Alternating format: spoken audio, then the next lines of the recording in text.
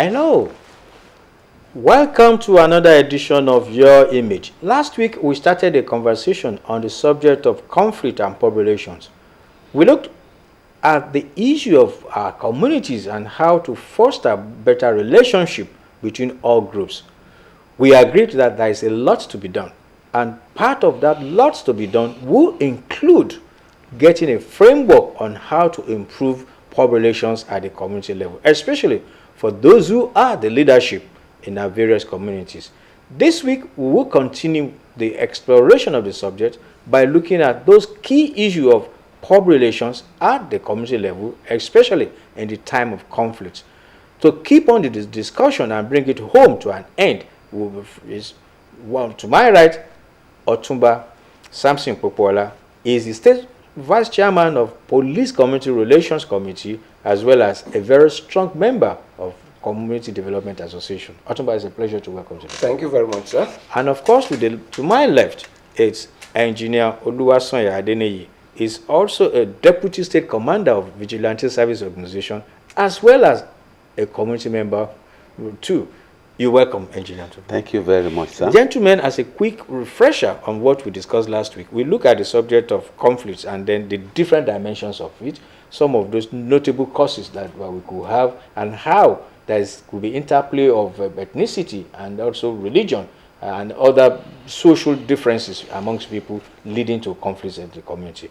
But this week, we really want to look at how do we overcome some of these challenges. So let's start by first looking at the situations in which we have to build a better understanding between ourselves. How do we begin to get that better understanding, especially in a community where there's some people feel that it's not just simply part, or they are simply not just interested in being community development association members. How do we gain consent in such a way that it becomes a voluntary participation among those of us living in communities? Well, thank you. For community development associations, there is no compulsion. Yeah. But there are persuasions. Yeah. And so in every community, we have these people who do not really believe in the concept of communal living. Yeah. People who believe that within the four walls of their compound, they are okay. But these people need to be persuaded.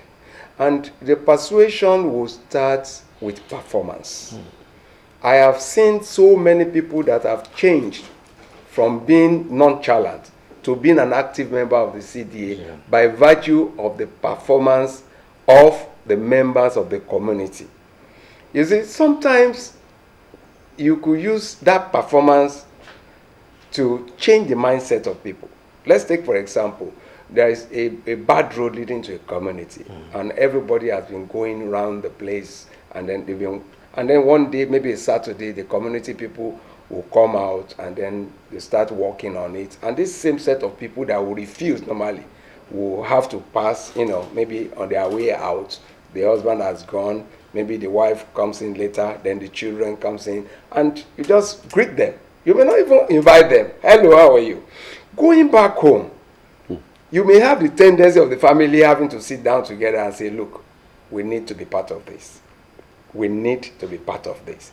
That happens because people will believe, okay, they say we should be contributing 500 naira. No, we are not interested in that. They are going to embezzle the money. But when they see the practical utilization of that, it changes the mind of people. The second aspect is social interaction. Social interaction. There are some people that have just built barricade around themselves. They build barricades. They don't want to. Maybe it could be due to the background of where they are coming from. The barricade is there. And so if you have such a person within the community, the first thing to do is to penetrate that barricade. And you penetrate that barricade by making yourself accessible to that person, by, cutting their friendship, by being helpful to them. You may have such a person whose child walks maybe to the junction to take a taxi every morning, and along the line maybe you pass him by or pass her by with your car. By the time, okay, look, hop in, I will take you there. If you do that within 1 week, you will have cutted that particular friendship with the child. And from there, it will snowball into you getting an inroad into the family. So that's why I said that for every community leader, we have these deviants everywhere. They are everywhere. But they are manageable. Okay. They are manageable. It just depends on the approach. How manageable is it, Engineer Adeniyi, this issue of communities when you tend to have social deviance? These people call, more or less, these are touts. These are these young people that are so just difficult. I mean, you want to build your house, they stand and say you must pay. You want to do something good in the community, they are there to harass you. How possible? What is it from security perspective? What can a community do? What can you as an individual do if you have encountered such people? Thank you very much, sir. You see, it is happening almost everywhere. The question is, how do we stem it? How do we overcome them? To overcome them, what we do is that the first thing, the community will just make a report that whenever anybody is buying or building anything in the community, most of those boys are not from that community. Mark you, note that. They may have, let's say, about 2 challenge boys in the area. They will invite some other people from other place. Let's gang up. They will sit down somewhere, put themselves together, smoke, drink. Yes, they've started work. Let's go. The elders there will just take time to report to the security, either the police, the vigilante, that this thing is happening because we are no ghosts. You must report. That's intelligence. Yes. You need intelligence. Intelligence people. Then when they report, then you send intelligence around that place. Make sure if you can visualize them. How many are they? Is that what they do as hobby? Then we'll break into them one day and get them arrested. Who is your father? Where do you live? You begin to find out, then you will now know that most of them are not members of that community. Bayo, Said is my friend. He invited me. Where do you live? You know them. Then who is your parents? Who are your people? Then you find out and tell them, did you know your child is doing this kind of a thing? The parent may not say, they may say, he has left for Ibadan. We thought he's in Ibadan. We never knew he's in Abeokuta. He told us he's going for Ibadan. He's learning this kind of trade, but we never knew.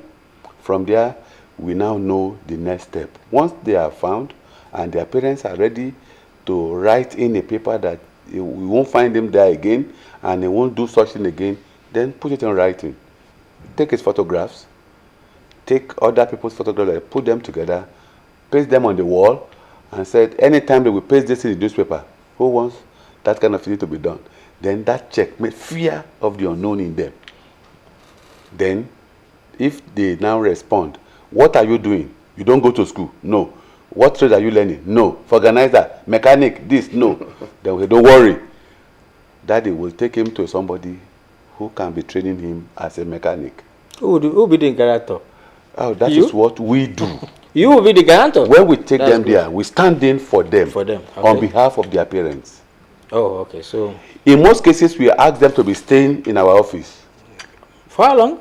For, let's say, after he has been, we now begin to watch him. Go to your training, something, come back, you write a note. Okay. I came back 7 o'clock. You leave 6:30. You must come. You begin to watch his movement. If you see him responding. Just like you have a social worker. Yes. You do the social work. We do that. We now encourage all those kind of boys that go and be an artisan. Yeah. It pays you than doing this. Give me this, give me money, give me that. Then some of them are changing. Even sometimes we find female like that. They do all this nonsense job. We take them. What kind of a trade do you like to work upon? We have taken her to this place. He won't stay there. Okay, no problem. We take them to a hairdresser or fashion designer, put in for their something, sign for them on behalf of their parents, and make sure they are attending that program while we be their watchdog. You do the social work. You maintain them, you supervise them. So that has been making us to make a change in some lifestyle. Beautiful. This is an encouraging thing that you get to hear. when you also now tend to look at our communities, how do we begin to change?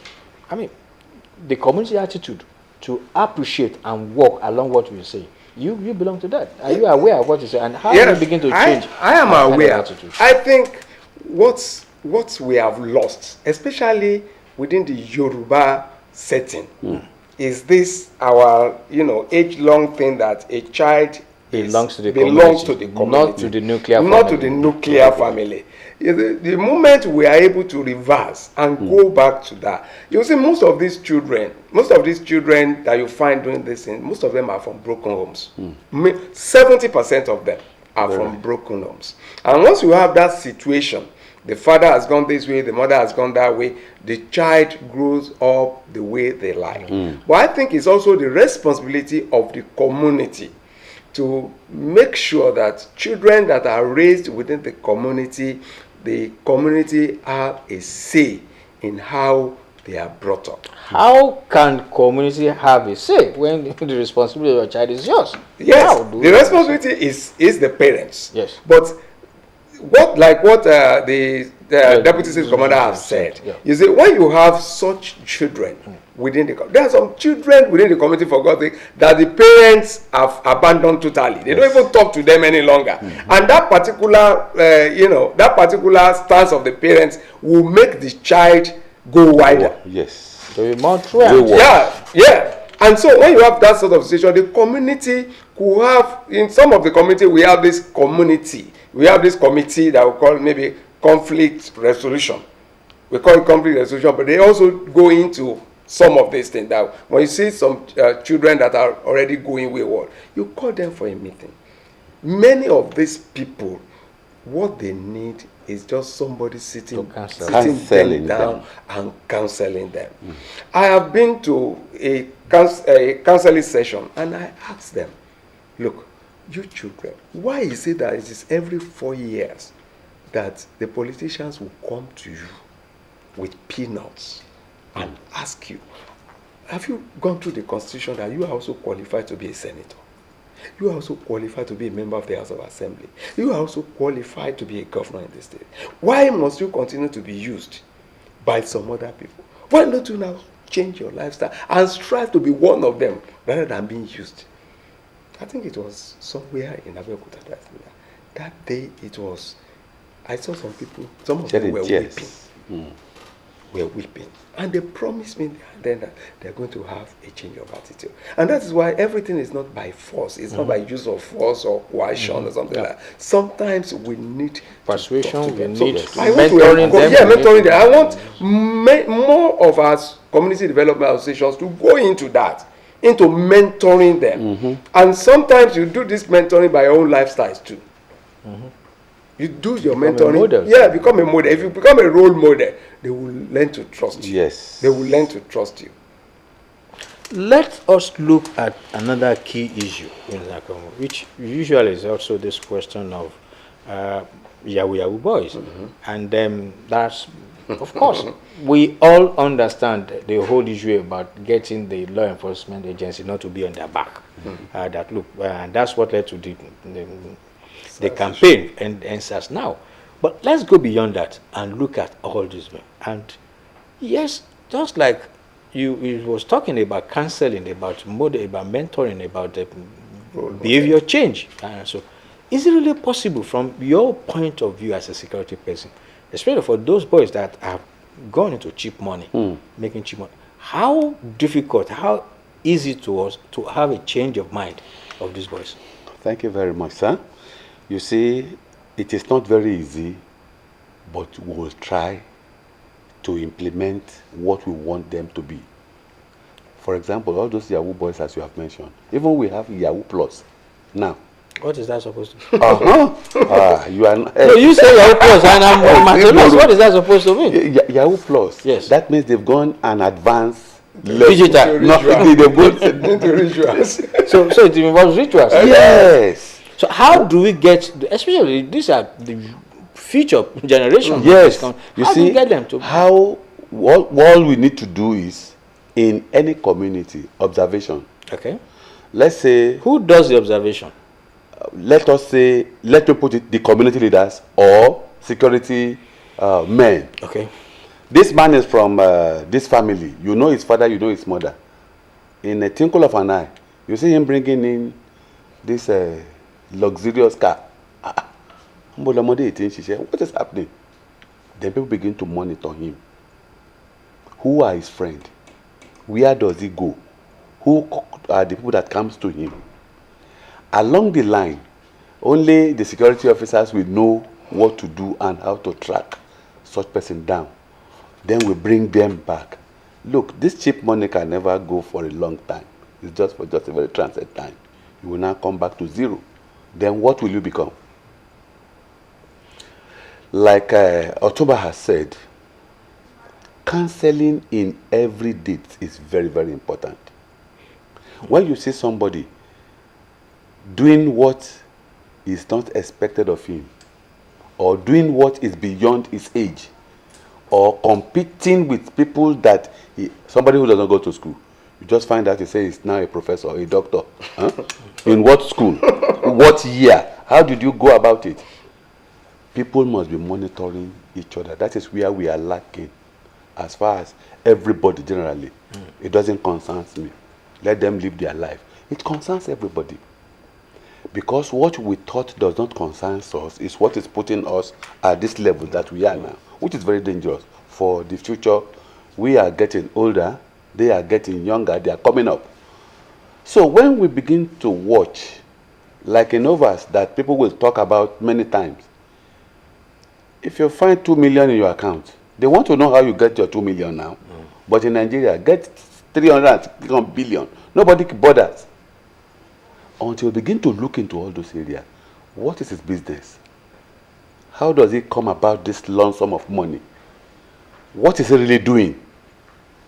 Look at all these ritual people, all this whatever, I don't want to mention names. Then you just find out, begin to ride the car, then you saw his visitor who has been coming either on Okada, begin to come in, you don't understand what I mean now. No. Then you begin to look at them, this man is really doing something underground. Then they begin to monitor. You report to the nearest security, either grassroots or police officer, then they begin to monitor. You can't just go there and arrest him. No. They begin to monitor people that comes in, go out. It takes months, but definitely they will get to the root of whatever he's doing, either rightly or wrongly. In a culture where you tend to feel offended if you get to know that somebody, quote and unquote, is spying on you, and you live in a community where almost it's just like you use the word convention. It's always the convention that look, it is not from my mouth that you get to hear that the mother of is a witch and whatever. How can we live in a community and still ensure that that role of ensuring that you maintain the eagle eye on what is going on, and you can always alert? How is it so easy to do? And if it's not so easy, how do we overcome that challenge? Because it may also attract, may not necessarily be physical, but there could also be other social or psychological thing that they look down on you, that this person is an informant. Is always informing you. How do we overcome? Thank you. I think in my years as a member of the PCRC and a community leader, what I've found out is that once these boys know that you won't take nonsense, they even tend to respect you more than those people that run away from spying on them. You see, once you have a policy and they know within your policy that this person would not condone criminality within their community. A lot of them, the boys may be, but their parents may just be that this is the person who has handed our children to law enforcement agencies. That is one of the price to pay for leadership. In community leadership, that's one of the price that you need to pay. That's why I said, a community leader must also be able to live by example. Because you cannot go out as a community leader condemning somebody's child who's a Yahoo when your own child is a Yahoo plus. Sure. And so we who must come to equity must come with a clean hand. So when they see you that you start the correction right from your own home, other people will tend to say, look, that man will not take it from Nonsense. you. That man will not take nonsense from you. And as a community leader also, we work on intelligence. We call on intelligence. Like I said, the whole essence is not to punish, it's to reform. Yes, checkmate them. And so if the whole essence is to reform, at a point in time, even the first point of call is even the parents. The first point of contact is the parents. Mama Lagwaja, let's sit down. I have observed this and this and this. I want you to help me watch too. Because at the end of the day, this child will put your name in the mouth. And so when you speak to them, a lot of them might look at it from that, reformative angle, that this person is not out to tarnish their image, is not out, to put them into trouble, but to make sure that to ensure that they have a correct image in the. And that is why this issue of public relations still has a role to play. Still has a role to play. Let's now look at the psychology of our uniform organizations, law enforcement agencies. You have spoken so well, and I wish it would be like that for all the security agencies across the board. But God helping us. But the issue is this: do we have the temperament? Do we have the nature, especially in law enforcement agencies, to really get to interact with the community in such a way that they can rely on us? Do we? I will answer. The answer is yes. I will say. Okay. Because like our elders say, so that you will not say I say. Now, they said 1,000 miles starts from the first step. Okay. Once we know it that we can do it, we'll start from somewhere. What is not making us do it? Are there problems? Are there challenges that we have? No, the fear of the unknown. Okay. For example, now, let's say a police officer is transferred from Enugu to Isalejeun in Abeokuta here. 3 months later, it's removed. Alidu is brought from Kano State to stay here for 1 year. Do you think he will understand the terrain and everything, or the culture of the people within the community? That is the advantage of the Vigilante Service of Ogun State, because it's a grassroots security organization. There, if they mention Taju, Omo Yeleko, is well known. Even if the father traveled to America, they know this is their house. Now, if all the security agencies now we will start to emulate each other, begin to see how are they doing it. Is there a way we can build, especially when it comes to improving on the level of our interaction in building a better community? Is there a way we can build synergy? To the best of our ability, now in Ogun State, there are synergy that is working within the police and other agencies to make sure that we emulate and learn from each other. How are you doing it? What are you doing that we don't know how to do? Okay. We now begin to learn. And I hope it's the correct thing, it's the good thing you are learning. So we will learn the good one. I hope it's the good thing that there are things that happens that make us to be born. Yes. No. So we will not want to erode why we are born. So we will continue. Okay. Yeah, the Police Community Relations Committee, like we have now, in the whole of Nigeria, I'm proud to say that we have the best PCRC in Nigeria as of today. It's attested to even by the IG. Okay. And our system and our system, our modus operandi is just that we have been able to bring a lot of interest into the Police Community Relations Committee. And in doing that, gathering intelligence becomes a lot easier. Yes, identifying dark spots becomes a lot easier.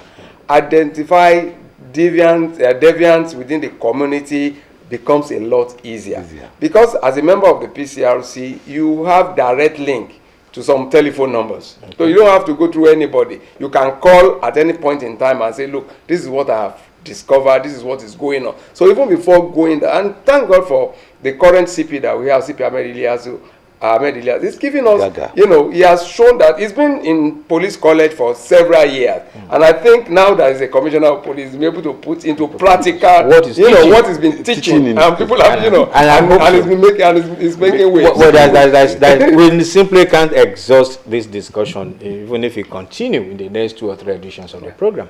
But I think the salient points have been made. And those 2 or 3 critical points that has been made is that a lot can be done. A lot still needs to be done, and a lot will be done. But when and how and who will be doing the doing is a different issue entirely. But again, the communities have their roles to play. The community leaders also have theirs to play. The government has its role to play. So also the different institutions and organizations which we have in really working in conflict, in building conflict-prone society. Well, I do believe that just like the Deputy State Commander said, that a 1,000 step begins from taking just one step ahead of the time. Well, I think we have taken the one step today in just getting the discussion going. So let me thank you, Otunba Samson Popola, for the enlightening discussion. Thank you very much. And of course, the Deputy Commander of the State Vigilante Service Organizations, Engineer Oluwashina Adeni. Thank you for is it all the way from Ijebu? No, I you are based in Abeokuta. Okay. All right, so I want to appreciate you. Thank you very much. So this is the way it is going to be for this week. Next week, we'll be looking at another subject. Thank you for watching, and keep it.